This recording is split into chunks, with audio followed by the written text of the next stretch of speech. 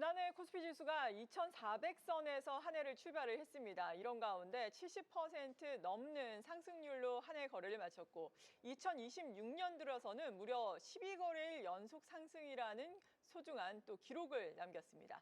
어제 오늘 좀 빠지긴 했지만 그래도 오늘장 분위기를 보자면은 시장의 투자 심리는 여전히 견고하다라는 것을 확인을 해볼 수 있겠죠. 외국인 현선물 시장에서 동반 순매수를 하면서 낙폭이 크게 줄어들었습니다. 오늘 이 시간은 민주당의 코스피 5천 특위 오기형 위원장 연결해서 코스피 5천 시대를 준비하는 자세에 대해서 도움 말씀 들어보겠습니다. 오기형 위원장님 안녕하십니까? 네, 안녕하십니까. 네. 오기영입니다. 정말 코스피 5천 특위가 출범할 때만 하더라도 코스피 5천 선이 이렇게 빠르게 현실화가 될 수 있을지 많은 의구심이 있었을 겁니다. 특위 위원장으로서 지금 감회가 남다르실 것 같은데 어떻습니까? 저희들이 예상했던 것보다도 훨 빠르죠.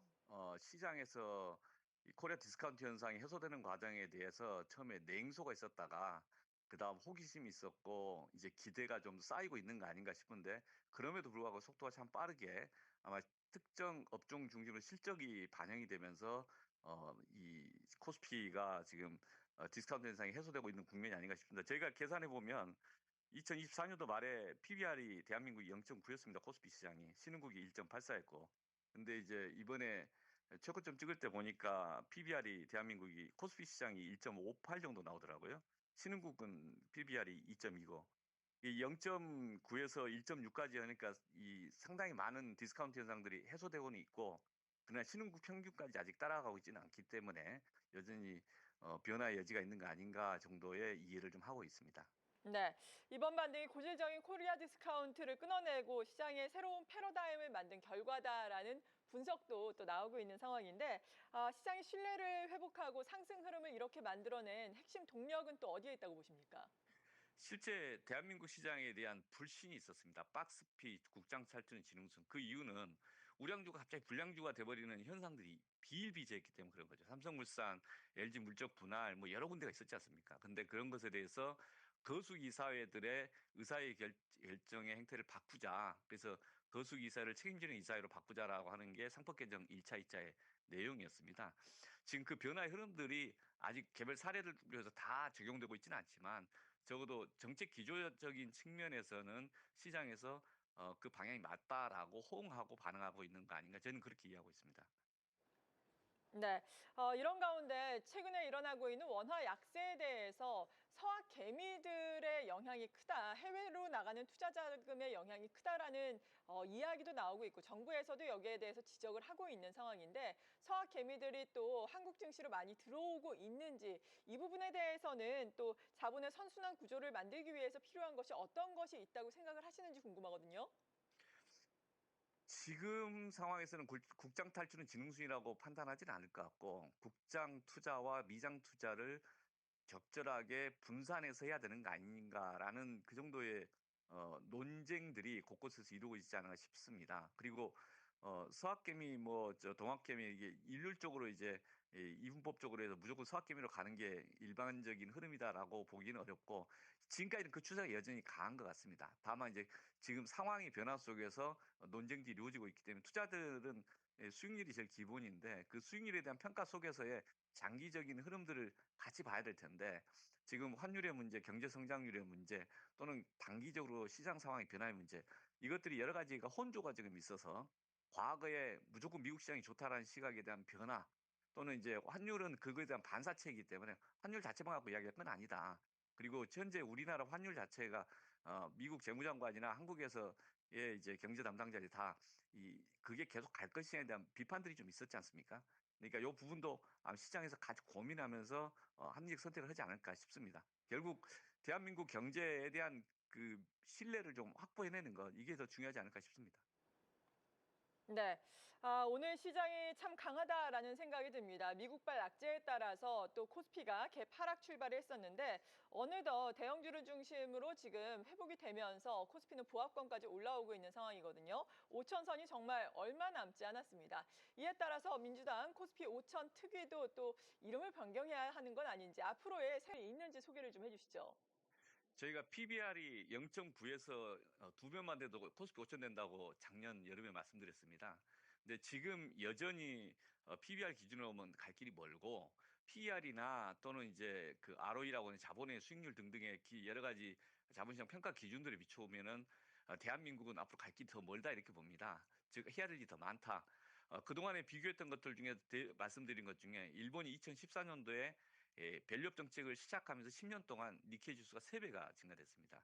대한민국이 지금 2,300, 2,700 여기에서 겨우 이제 4,900 전후로 왔다 갔다 하고 있는데 우리가 길게 보면은 앞으로 한 5년, 10년 일관되게 자본시장의 선진화 정책을 추구해야 되는 거 아닌가? 그 속에서 더 많은 갈 길을 만들어낼 수 있는 거 아닌가? 그걸 위한 적어도 이재명 정부 초기에 자본시장 혁신 정책에 대한 시장에서 협조와 호응이 있는 거 아닌가? 이렇게 보고 있어서 앞으로도 차분차분 일관되게 가는 게 제일 중요하다. 정책의 일관성을 어, 많이 요구한다. 저희는 이렇게 이해를 하고 있습니다. 그걸 한다면 앞으로도 쭉 더 성장할 수 있는 그 가능성이 있지 않을까 이렇게 이해합니다. 네. PBR 기준으로 보자면 아직까지는 갈 길이 멀다. 그러니까 추가 상승 여력이 충분하다라고 해석이 될 수 있을 것 같고, 그리고 겨우 4,900선에 올라섰다라고 말씀을 해주셨어요. 그러니까 앞으로 더 시장을 긍정적으로 보고 계시다라는 말씀이시고, 그걸 위해서는 정책의 일관성이 필요하다라고 언급을 해주셨는데, 포스트 5천 시대를 견인하기 위해서 정책의 일관성이 필요하다면은 추가적으로 나올 수 있는 뭐 정책이라던가 입법 과제는 또 어떤 것들이 필요하다고 보시는지요? 저희는 3차 상법 개정을 조속해야 된다. 주주 환원이나 또는 이제 그 자본시장의 거품이 두 가지가 보통 지적이 되는데 과다한 자사주 보유나 또는 중복 상장 문제 이런 문제를 풀어가야 된다. 두 번째는 실질적으로 이사의 충실 의무가 제대로 작동되는 사례들을 쌓아야 된다. 그래서 충실 의무에 대한 연성 규범 가이드라인을 조만간 정부에서 발표할 예정이고요. 그다음 기관 투자자, 장기 투자자들의 입장에서 봤을 때 제도 개선이 필요한데 스튜어디 코드 개정 등을 올 여름 전후로 해서 정부에서 뭔가 좀 대책을 좀 세우도록 촉구를 하고 있습니다. 공시제도 개선 그리고 이사회 중심에서 주총회 중심으로 해서 이후에 회사의 미래를 주주들과 경영진이 함께 토론하는 또 함께 책임지고 신뢰를 쌓는 그런 사례들이 쌓인다면은 그러면은 AI나 또는 2차 전지 또는 이제 재생에너지 몇 가지 신산업 중심으로의 산업구조 개편과 더불어서 한국 경제 미래를 같이 만들어갈 수 있지 않을까. 저희 그 자본시장 혁신의 가장 큰 목적은 저성장 기조를 극복하는 겁니다. 근데 그를 위한 자본시장의 역할이 중요하다. 그리고 그게 한 10년 정도의 긴 흐름으로 가야 대한민국 경제에 도움이 될 거다. 그를 위한 자본시장 혁신 정책을 지금 이제 1년도 아직 채 안 됐는데 진행하고 있는 과정이다. 이러한 흐름에 대한 정책적인 일관성이 오히려 시장에서는 더 중요하게 보고 있고 중간에 여러 가지 논쟁한다고 하면 흔들리는 것이라면 시장이 같이 흔들릴 것이다. 그런 점들을 저희가 조심스럽게 보고 계속 일관성 유지를 계속 말씀드리는 것입니다. 그래서 정책의 시간도 있지만 시장에서의 함께 가는 그런 노력들이 필요하다. 실적도 필요하고 투명하게 제도를 개선하는 그 관행과 사례를 쌓는 것도 중요하다. 이렇게 봅니다. 네, 동감이 되는 말씀입니다. 말씀하신 중장기적인 긍정적인 로드맵을 형성하는데 또 기여를 해주시기를 바라겠습니다. 코스피가 이렇게 올라오면서 그동안 국내 시장을 믿고 투자해온 투자자 여러분들, 많이들 또 위로가 됐을 것 같고 신뢰감도 더 쌓였을 것 같습니다. 국내 1,400만 투자자 여러분들께 마지막으로 부탁의 말씀이라던가 당부의 말씀 한 말씀 해주신다면 어떨까요? 이재명 정부나 민주당의 자본시장 혁신 정책의 포인트는 단기 투자자 단타 이런 건 아니었습니다. 장기 투자자 그리고 혁신하는 기업에게 투자를 해서 그 성장의 성과물들이 우리 일반 투자자들과 함께 향유하는 공유하는 그런 모두의 성장을 저희가 경제 전략으로 고민하고 있습니다. 함께 고민해 주시고 또 뒤통수 치는 경영진에 대해서는 비판하고 책임을 끝까지 묻고 그러면서 정말 미래 산업을 주도하는 그런 기업들에게 과감하게 긴 호흡으로 함께 성장을 만들어가는 그런 시각으로 자본시장을 바라봤으면 좋겠다. 그래서 함께 성장하는 시장을 만들어갔으면 좋겠다. 그렇게 희망합니다. 네, 포스트 5천 시대에서도 큰 역할을 해주시길 바라겠습니다. 지금까지 코스피 5천 특위위원장 오기형 더불어민주당 국회의원이었습니다. 감사합니다. 고맙습니다.